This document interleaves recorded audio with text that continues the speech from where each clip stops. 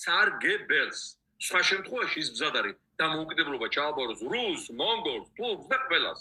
უბრალოდ თვითონ იყოს პრივილეგირებულ მდგომარეობაში. ამიტომ იყო სწორედ ამ მონგოლები რო შემოვიდნენ, გაანთავისუფლეს ეკლესია გადასახადისგან, როგორც ცნობილია, ეს გადასახადი ხალხს დაუწესეს და სანაცვლოდ ქართულმა მართლმადიდებულმა ეკლესიამ. მონღოლები გამოაცხადა ღვთის მოვლენილად. იცით ალბათ, ხო? და თქვენ თუ გონიათ რომ რამე შეიცვალა 700 თუ 800 წლის შემდეგ ამ ფსიქიკაში აი ამ ანაპორიანების თავში არ დაიჯერებს. არაფერი მაგათ ღმერთთან საერთო არ აქვს, რასაც მოუღია. მაგათ ფულთან, ქონებასთან, ცხოვრებისეულ სიკეთებთან, მატერიალისთან და საერთოდ ფეხებზე კიდევ მრევლი და ყველაფერი გამოსაყენებლად უყურებენ. რა თქმა უნდა ეს ყველა ღვთის სახელს არ ეხება, მაგრამ სინოდი და საპატრიარქო აი ამ ღორმულცელობის ჭეშმარიტი განსახიერება. ამის ართხმა ისეთი ცოდვაა, რომ პირდაპირ ღმერთი ჯოჯოხეთში მომცემს საბრძოლს. იმიტომ ამბობ ამას. კიდევ ერთხელ უსვავ ხაზს, რომ ეს ასეა.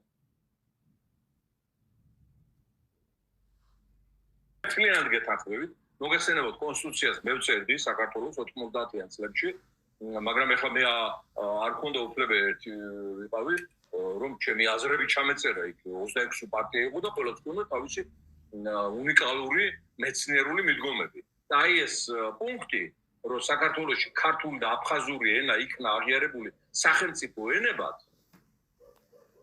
კონსტიტუციის დონეზე. რესპუბლიკელებმა ჩაწერეს. აი ამ საქართველოს მტრებმა. ედპს-ზე ნაკლებები კი არ არიან, ბერძენიშვილები, ზურაბიშვილები, უსუპაიშვილები, ხიდაშელები, ხუხაჩვილები, ეს ზაქარეიშვილები, ეს საჩინელი კასტაა, საჩინელი სექტა, რომელსაც სულიად რომ საქართველოს გაყიდოს, გასცეს საკუთარ ბედნიერებას ანაცვლად. მათ ჩაწერეს ეს. მოიკლეს თავი. და დაუჭირა დანარჩენმა პარლამენტს მხარი.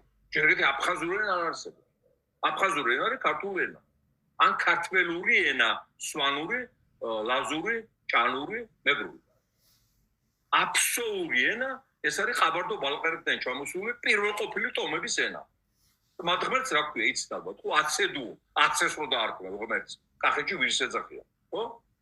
აი ეს განუვითარებელი პრიმიტიული ტომი ჩამოეთესლა, მათ შორის ქართველი თავადების მცონარობით, იაფი მუშახელი უნდათ. აი ახლა რაც ხდება, მთელი აზია აფრიკა რო შემოვიდა. აი ეს პროცესი იყო, ამან მოიტანა დღეს დამოუკიდებელი აფსუები და დამოუკიდებელი ოსეთი.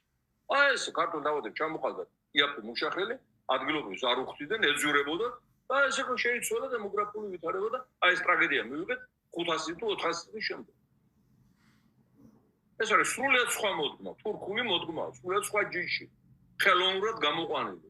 მე მოღალატე ქართველები დაამატეს ზედ. მეგრელი, იმერელი, აჭარელი, რა ვიცი, რაჭველი, ყველა აფსუად რო ეწერებოდა, იმიტომ რომ პროექტს აძლევდნენ სახლისას, ლიმიტი ჰქონდათ მარჩვილებს უმაღლესში, ჯარში არ მიყავდათ, ანუ სპეციალურად იმპერიამ შექმნა ხელოვნური ერი სიზულვილით გამჭვალული ჩვენთან. ჩვენი აი სისხლს ყურიათ. ამას ოსებზე ვერ ვიტყვი. აი იქ ჩვენ რაღაცები მივყავთ. აი აფსუები თავიდანვე გამოიყვანეს ინკუბატორში. ჩვენს მოზულე კასტად.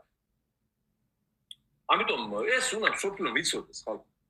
სანამ ჩვენი ეს კუდმოკლე მეცნიერები და რესპუბლიკა ლიბერალი იდეოლოგიები დაიწყებენ რომ აი მკვიდრი ერია ჩვენსავით აფსუები აფხაზეთში მკვიდრები ვართ ორივე. მანამდე დამოუკიდებელი იქნება. რაც არ უნდა გავსკდეთ ჩვენს. ჩვენ უნდა სოფლოს გავაგებინოთ. ესენი შევიფარეთ, შემოვიდნენ, დავასახლეთ, მოვეფერეთ, გავათმეთ და ბოლოს ყოფა გვიტირეს იმპერია შეედგა. ეს სოფლო არის ჩვენი გამოისობით ისე. აი ჩვენი ერის გამყიდული პოლიტიკური პრასტიტუტების გამო.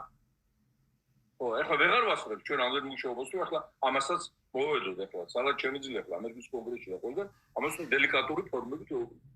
აი სანამ არ შეიცვლება იდეოლოგია იგებს რომს, ან წაგებაც ხდება ომში იდეოლოგიური პოსტულობის გამო. ჩვენ ჯერ იდეოლოგიურად წავაგეთ აფხაზეთი. ტერიტორია.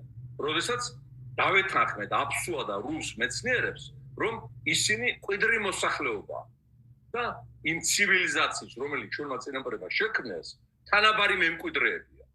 და გაუხსენით უნივერსიტეტი, გაუხსენით ტელევიზია, გაუხსენით სკოლები, ეს ჩვენი გაკეთებულია. და რა აფსუები.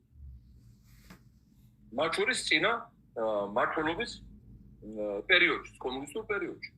და შემდგომშიც ეხლა გამსახურდიას დროს ეხლა არ მინდა ეხლა ესე იფიქრონ ის კაცი ძალიან მიყვარს და კონსტანტინე გამსახურდიას ნაწარმოებებზე ვარ გაზრდილი რაზეა სალუცავი ფენომენებია ჩვენი მაგრამ და გასწავლები ქონდათ სერიოზული და შეიძლება რომ 17% მოსახლეობა აბსოლუტი პარლამენტში ფლობდეს ნახევარზე მეტ ხმას.